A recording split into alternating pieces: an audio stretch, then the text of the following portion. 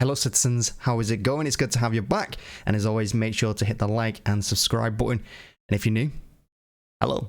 Now let's jump straight into it. The Nations League is over for now. The summer has finally begun for the players, and they can get a much needed rest. It's been a long season.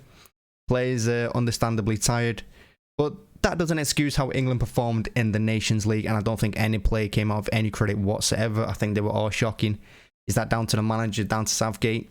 Possibly. I mean, he tries to fit as many defensive players onto that pitch as possible, and I don't know what he's doing, to be honest, with some of them players.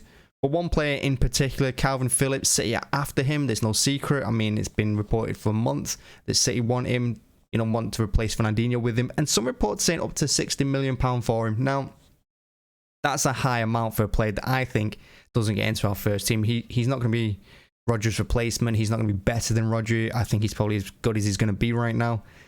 And I think a lot of reasons City are going for him because of his work rate, his energy, gets around the pitch a lot. And maybe because he's English as well. We know City like to sign English players. We've seen it with the women's team and the men's team too. I think that's why he went for Kane so hard last summer. But, with Phillips, if you look at that Nations League, just as a thing, like I said, no player comes out at all. But I think Phillips as well, he didn't really stake his place for a claim. He didn't do himself any favours. I know he got injured as well. That doesn't help. And that's another thing. Phillips seems to get injured quite a bit. I mean, as far as I can tell, I don't watch a lot of Leeds.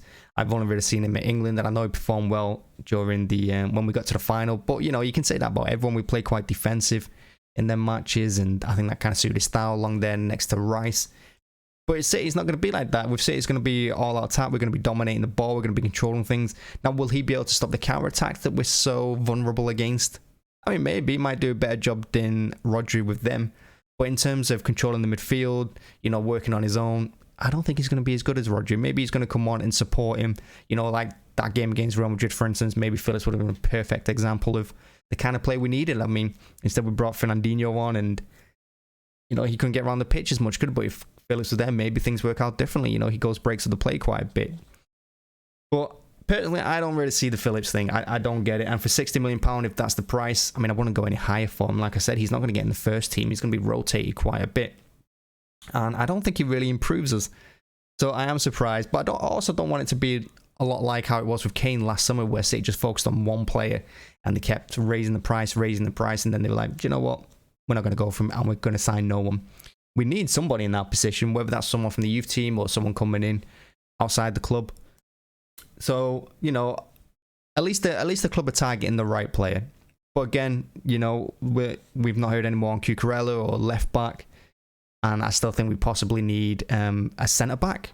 I mean, I could argue for that. Of course, our forwards are sorted now if Jesus goes out, which is expected, because again, Arsenal, apparently his camp have said that he wants Arsenal and that he's intent on going there, so we can all say bye to him. Still, we've not heard anything more. Mahrez again. But now with the Nations League over and the summer started, teams are going to be moving for players more. There's going to be swapping of agents. There's news again that Phillips is changing his agent. I'm ready for this City move too.